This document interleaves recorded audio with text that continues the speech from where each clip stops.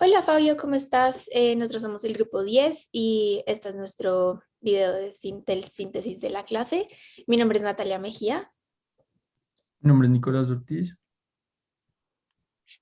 Mi nombre es Camila Uribe. Mi nombre es Sebastián Belandia. Em, bueno, no sé, yo al comienzo del curso no me hubiera imaginado que para responder la pregunta sobre las prácticas artísticas nos fuéramos a remontar a la historia de la evolución y el surgimiento de lo humano, pero ahora después del curso veo que tiene todo el sentido del mundo.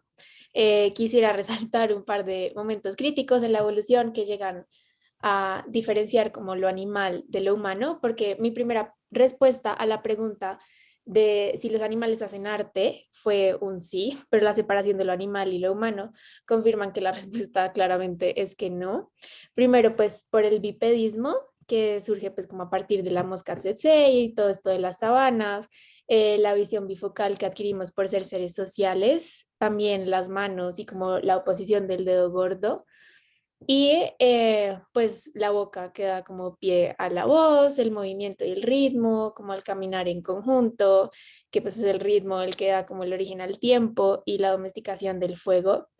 Y pues sí, como que todo esto fueron como aspectos que nos permitieron hacer estas pinturas rupestres que empiezan a acercarse un poco más a lo que nosotros entendemos, o pues lo que yo entendía antes del curso como arte. Entonces sí, eso pues me llamó bastante la atención del curso.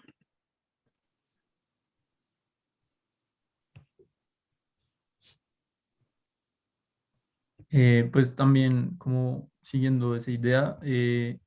lo que realmente nos diferencia a nosotros como seres humanos es esa conciencia por hacer arte, que somos conscientes de ello eh, y únicamente entendemos que el arte puede ser producida por nosotros los seres humanos, ya que somos seres racionales y gracias a esta arte pudimos llevar a cabo una evolución que nos permitió enfocarnos desde diferentes disciplinas y como que eh, dio paso al desarrollo de muchas civilizaciones a lo largo de la historia. Me parece algo que también vale la pena resaltar.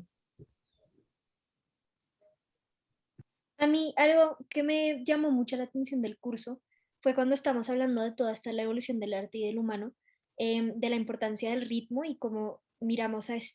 pues este concepto en varios diferentes, pues de lo que más me acuerdo fue en una lectura que hablaba de el ritmo en la arquitectura y cómo técnicamente la arquitectura hace como cuerpos congelados en el tiempo con su propio ritmo, que me pareció muy interesante eso, y también como verlo más allá, digamos, siempre que pensaba ritmo, yo lo pensaba en algo más musical o poético, pero también vimos en el documental de los nómadas gitanos que iban pues como por varias partes del mundo, que el ritmo también es bastante cultural y tiene que ver más que solo en las artes en sí, sino que también ha formado gran parte de cómo nosotros interactuamos tanto con las otras personas como con como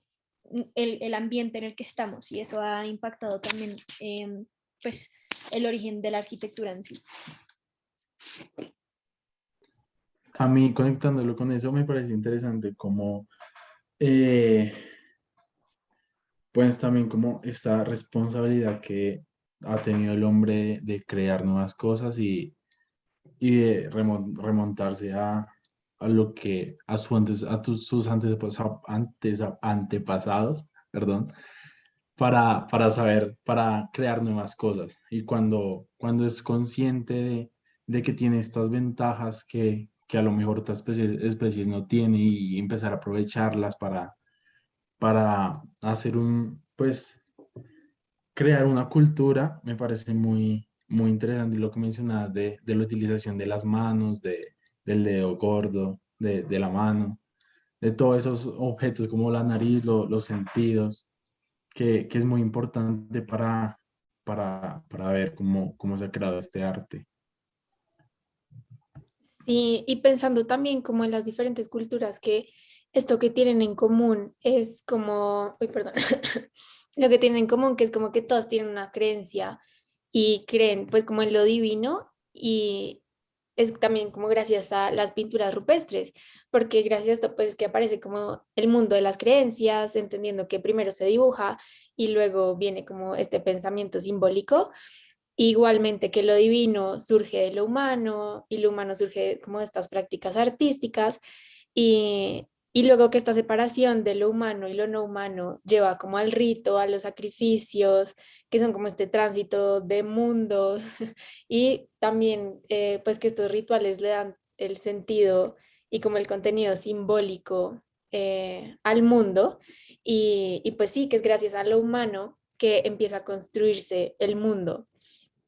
y me parece súper lindo y valioso como este trayecto entre lo animal, como luego lo humano, las pinturas, como lo no humano, los ritos, los templos y luego ya se llega como a la arquitectura, entonces como es como este viaje entre ser animales y luego ser seres completamente racionales, como a través del arte que se va dando como toda esta evolución y llegamos al mundo que conocemos hoy.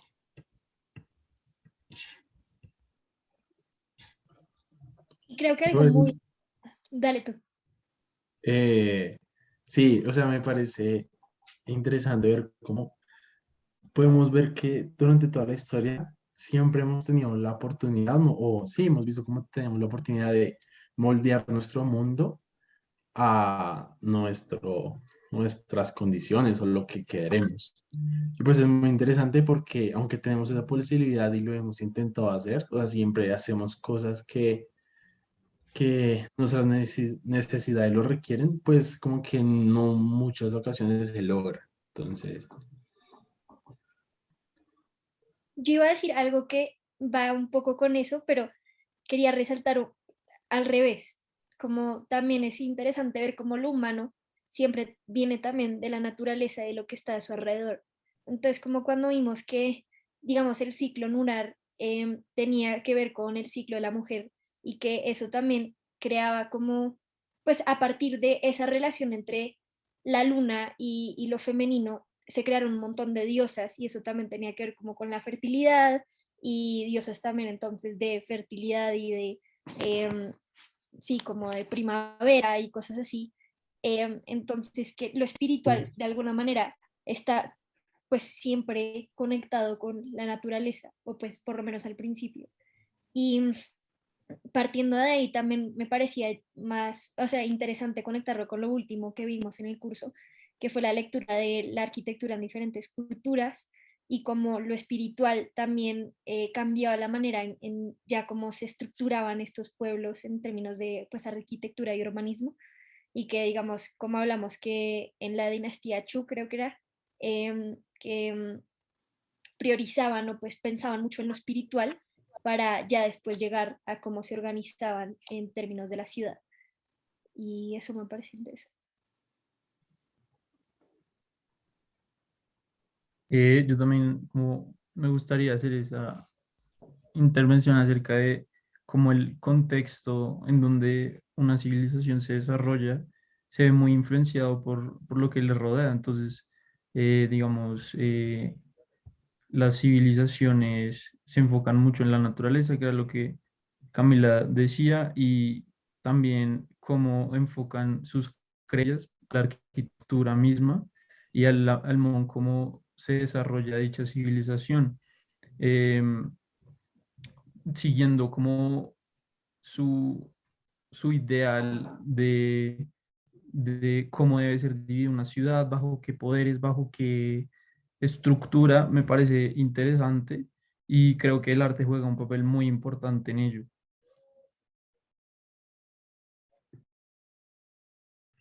Y ver también, pues como en estas fundaciones de ciudades que se tienen un montón en cuenta, como las figuras geométricas también, como los círculos, los cuadrados, y aparte de eso, como el norte, el sur, el este, el oeste, como que siento que siempre todos están súper conscientes de lo que los rodea y como hay una razón detrás para todo lo que van a hacer, como al fundar una ciudad no es solo poner y construir una casa y ya, sino que tienen como un montón de cosas detrás. Y siento que ese pensamiento también de alguna manera es bastante artístico, porque sí, como que el arte tiene su parte que solo es como estética, pero tiene una gran parte que logra ser representativa y abstracta y logra representar, pues sí, algo más de lo que está tratando de decir, ¿sabes? Como que pues tú puedes decir un triángulo, pero ese triángulo puede representar un montón de más cosas. Entonces ahí también se conecta como el urbanismo y la arquitectura con el arte, con el ser humano y la espiritualidad. Sí. ¿Listo? Bueno, Fabio, muchísimas gracias por el curso. Lo disfruté mucho. Gracias, muy chévere todo. Muchas gracias. Gracias, Fabio. Muy interesante. Chao.